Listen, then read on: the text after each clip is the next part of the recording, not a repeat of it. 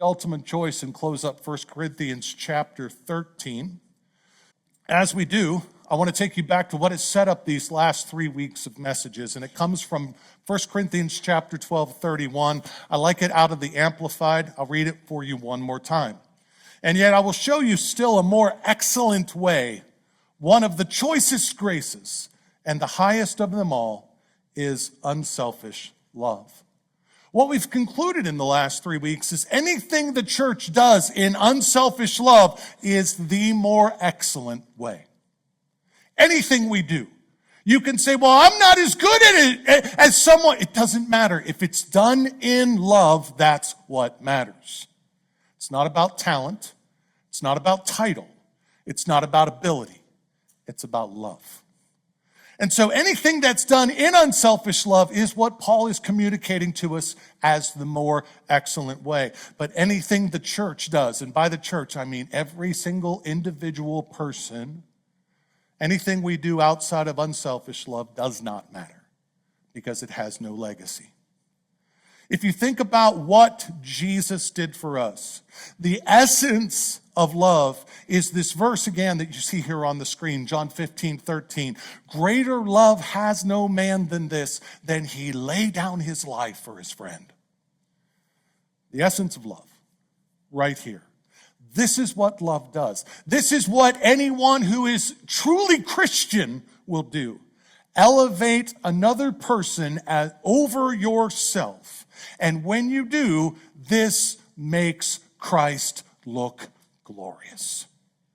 Because you're saying, I'm denying me, and I'm here for you, and I'm lifting you up, even if it costs me something. Our text today begins in 13, verse 8. Would you read this with me? Actually, let's read it out loud together. Can you guys see it well enough to read it out loud or no? We're good? Okay. Let's read it out loud together. Out loud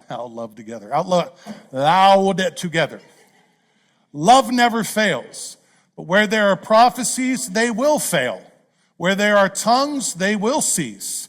Where there is knowledge, it will vanish away. For we know in part and we prophesy in part, but when that which is perfect has come, then what is in part will be done away. When I was a child, I spoke as a child. I understood as a child. I thought as a child.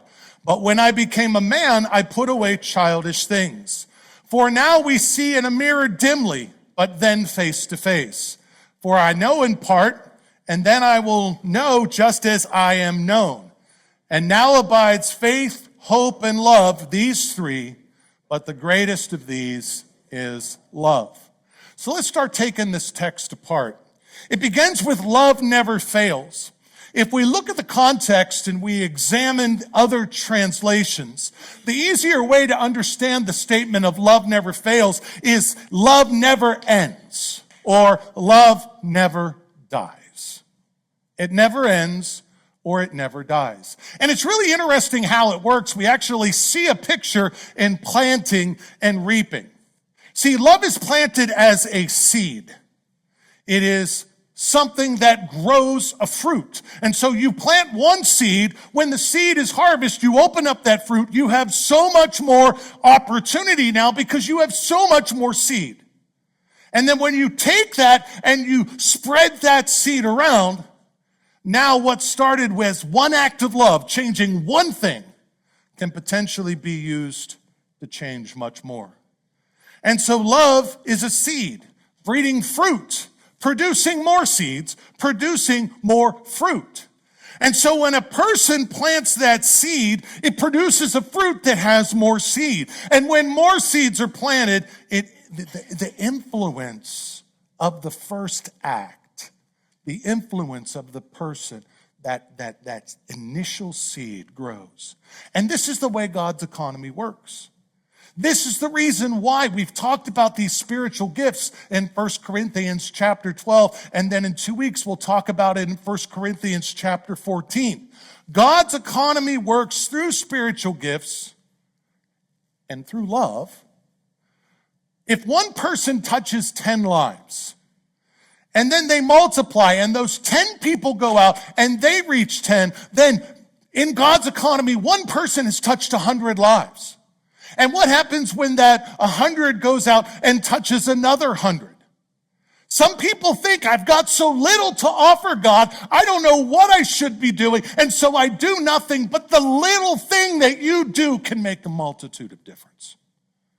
Just by loving people. Just by being willing to put whatever God has given you into God's economy. Your little act could potentially touch 1,000. Just think about it. If I by my life touch 10, and they by their lives touch 10, that's 100. If 100 people by their lives touch 10, you see where this is going? And it's not just 10 people that you are going to be able to touch if you think about it. One person in this whole mix. I mean, think about who along the line influenced someone like a Billy Graham. And how many people has Billy Graham touched? And you know, it probably started with some sweet old grandma looking at her grandson named Billy and going, God, you got to get your hands on that boy. Could be. You see what I'm saying? You don't have to be the preacher. You don't have to have the greatest talents or abilities. You simply have to live for Jesus and love people. And you can have the most profound difference. In God's economy, He gives us the Spirit to boldly go and make an impact. But at its root, everything comes back to one issue. And that issue, that act that makes us effective, is love. 1 John 4:7-8 says, Beloved, let us love one another. For love is of God, and everyone who loves is known by God and knows God. He that loves not does not know God, for God is love. So when you act in love, you are acting in God. Think about that. The smallest act of love that you can do is a way of God communicating through you. And just like Jesus demonstrated when He acted in love, your love leaves a legacy. I hate chick flicks. They are not my kind of movies, you know? Sarah and I have an agreement that if we're going to watch a chick flick, it has to have some sort of war in it to keep myself engaged in. So there's one that we particularly love called A Walk in the Clouds. I don't know, many of you have seen that one, but it's a story of a man who goes to war and he comes back and he finds that the wife that he married 3 days before he went to war has not been the faithful wife and in the context of things, he ends up in Southern California at one of the Hispanic farms where, short end of a long story, he falls in love with a beautiful Hispanic woman, and you have all this Hispanic culture. If you like cultural movies, it's really cool. But in the end of it, Dad is really torqued because Dad can trace his roots all the way back to Spain, and this man is an orphan. He has no roots, and he thinks him below his daughter. And he gets really mad at him at one point, and he picks up a kerosene lamp, and he throws it at him, and it burns the vineyard down to a crisp. And through the movie, they talk about one particular plant that he brought over, his great-great-grandfather or whatever, brought it over from Spain. It was just a little piece of a vine, and he planted that vine, and that vine was responsible for all of the vines in Las Lubes, I think it was called. So when the whole place burned, they ran to that one vine, and they cut into that vine, and the vine was still green. Though it was burnt on the outside, it was green on the inside, and they were able to take that vine and they were able to replant what they had lost.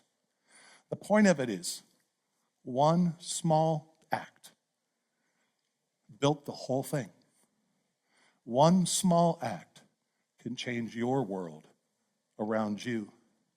The legacy love leaves goes far beyond the original person's influence.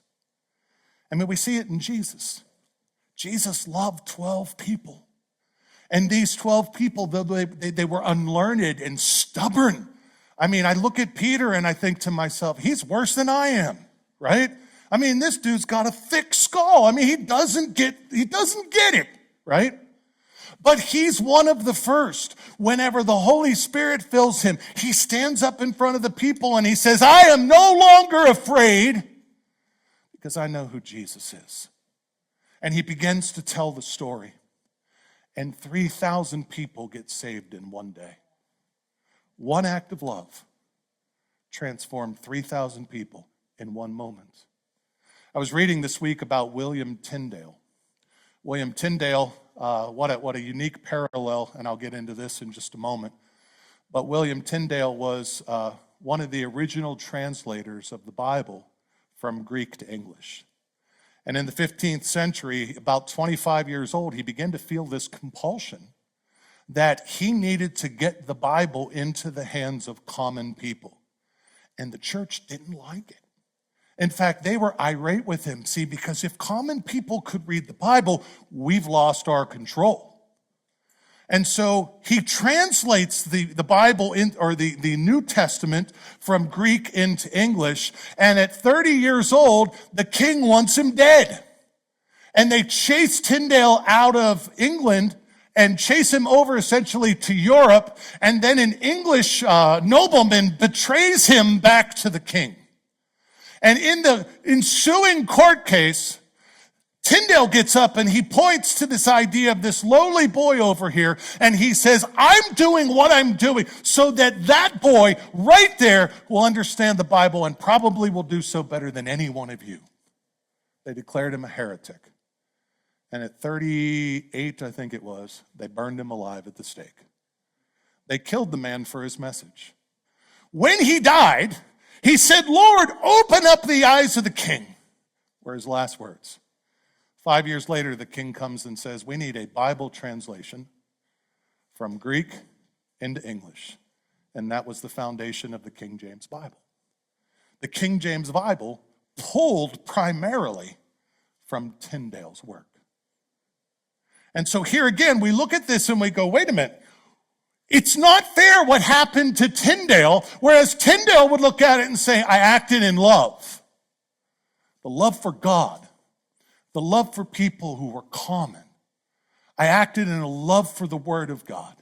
And they took my life, but they never can stop my influence. Because that's how it works. Love cannot be killed. Let me go to one other person. Martin Luther King. A lot of you were alive to see what Martin Luther King challenged in our country.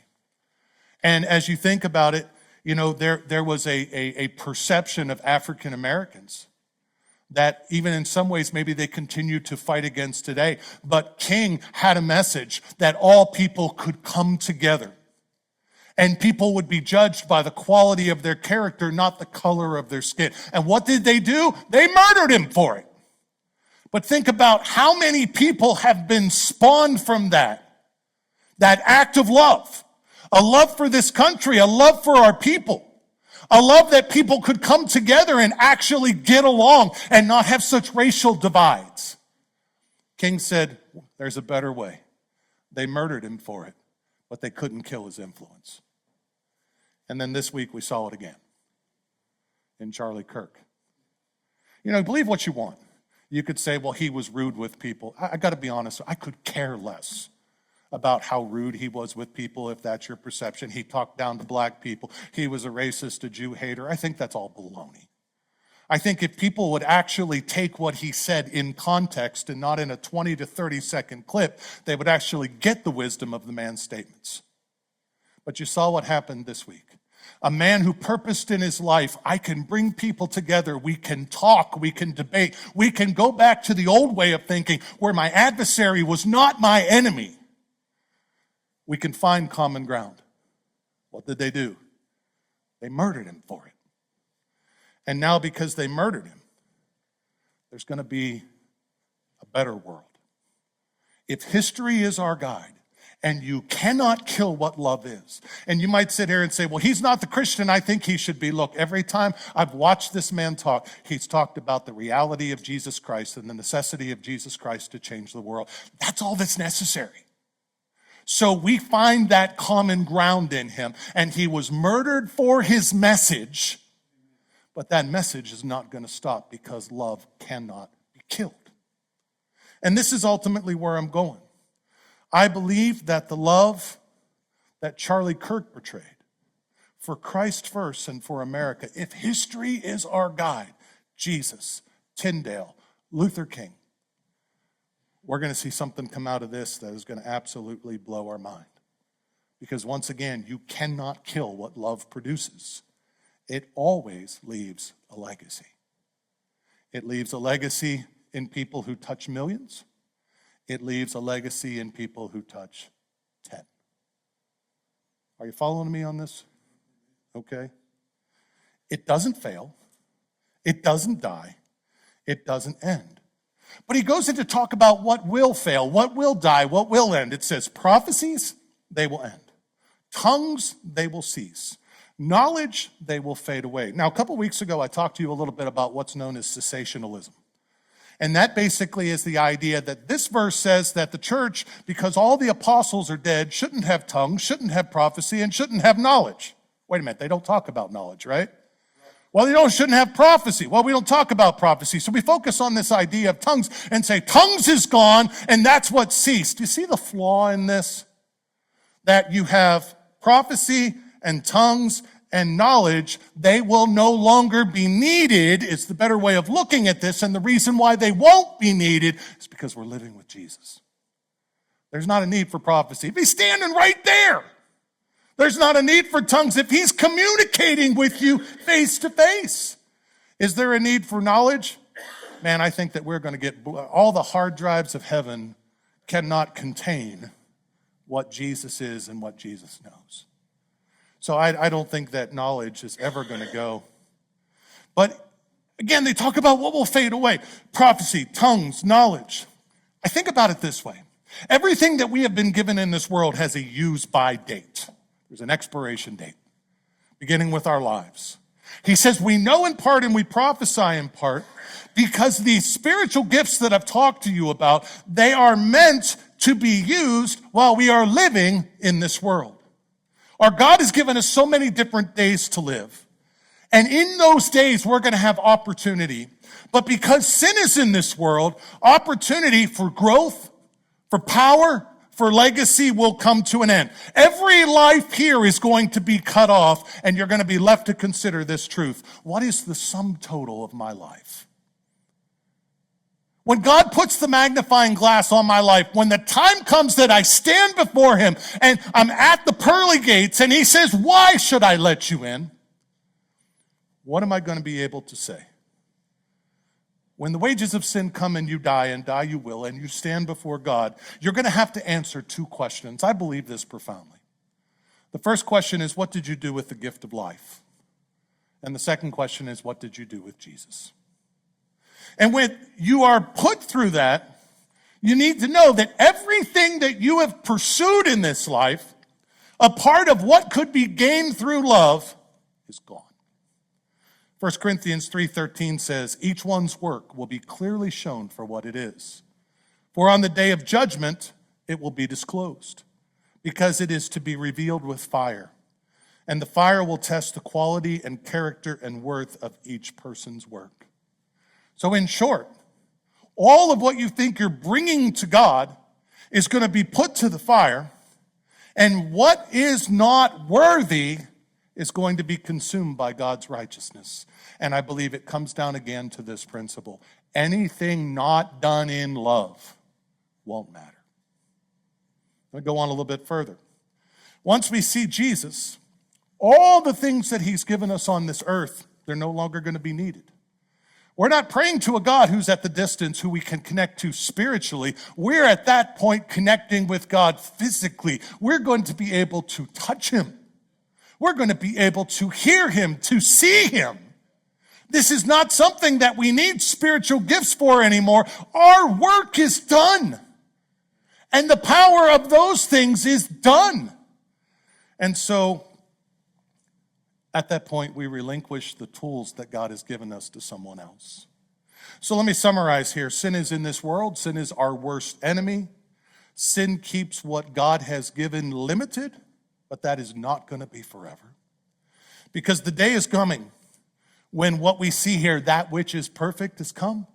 That the Son of God, Jesus Christ, will come in the clouds and he will set all things right. There's a time when if we're sitting here looking at the effects of what's going on in this world, we're going to be like, this world is going straight to hell. He will come. He will rapture the church. He will deal with sin on this earth. He will return with his saints.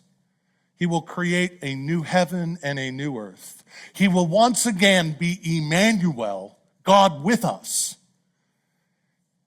And you won't need these gifts that were limited to a limited world.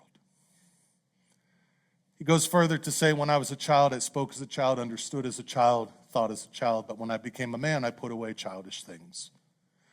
Paul is equating life on this earth from the perspective of physical and social human maturity. In the grand scheme of Revelation, we only get the smallest picture of who God is. It's like a child. You bring a child into this world, what do you have? You have innocence, naivety, you have humility. But as we grow, the naivety becomes security, and the humility could become godly practice. And all the more so as we work through this life into the next. We see ourselves, let me say it this way. When Jesus comes back, everything that sin has twisted and sickened will be made right. When Jesus comes back, all the hindrances to God will fall away. So in context, he sees these gifts. And I'll tell you, guys, I have been in churches where the mindset is you got to get, you got to get, you got to get, you got to get. And if you don't, you're not who I am. All that fades away. All those things don't matter in light of God's love. He sees the gifts as something ultimately when you stand before Jesus. Is it going to matter that you spoke in tongues or you prophesied? Is it going to matter that you were a great orator and you could stand in front of people? Or is it going to matter that you love Jesus and Jesus loves you and you took that love that he gave you and you paid it forward in someone else's life? I would encourage us, man, put aside every title and consider what Jesus said. In John 13:25, he said, by this everyone will know that you are my disciples, if you have love and unselfish concern for one another.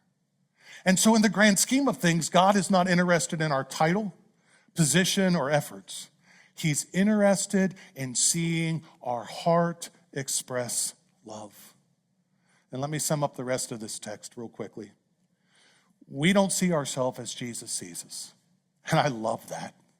Because sometimes I look at myself and all I see is failure. Anybody understand what I'm saying? Yeah. I look at myself, I see every flaw. I look at myself and I see all the things that I thought or I said I was going to do and I don't do. There's sometimes I look at myself and I just put my head in my hands and go, why do you even love me, God? And the best answer I get, Chuck, is because I choose to. I choose to love you, Aaron. And I choose to commit to you because I choose to make you better than you ever see yourself. And guys, I don't have the bat phone to God. That same commitment that God chooses to work in my life, he chooses the same way to work in your life.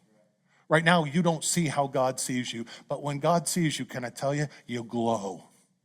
There's something that he sees in you that you cannot see to yourself. But here's the beauty of it. The more that you love people and pay forward what you have been given in God, the more the image of Christ in you is revealed.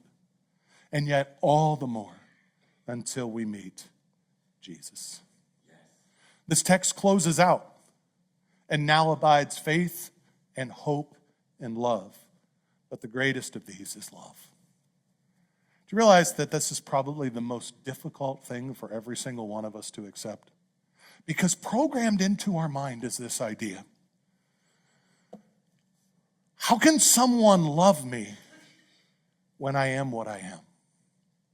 How can someone love me when I do nothing to earn that love? But that's precisely the kind of love that Jesus offers to us. It's not a love based on us. It's a love based on him.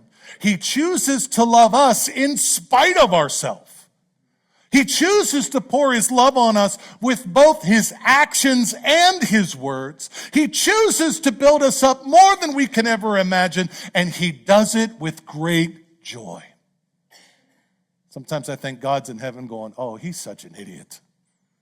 Or, what the heck is wrong with him? But every step any one of us makes to say yes to God and no to self, I see God up in heaven going, that's my boy. That's my girl. That's just one more way that he sees how he loves us and how we can see it too. He does it with great joy. I'll close with this. You don't have to wait till you get to heaven to hear those two questions. You can process through them right now. What will you do with the gift of life? And what will you do with Jesus? I saw one church write a mission statement. It said simply this: love God, love yourself, love others. And my hope today is that you take these moments to bring into application this message in your life. If you're sitting here still battling with the guilt that you've received something that you didn't earn, I want you to remember that the verse we talked about earlier says everything you've ever tried to earn is going to be consumed by fire. God's not interested in it. What God is interested in is, are you growing in a love relationship with Jesus? Are you receiving his mercy and grace? And are you paying forward the love that you have been given? So it's your day to choose. And I'll ask you, what choice will you make?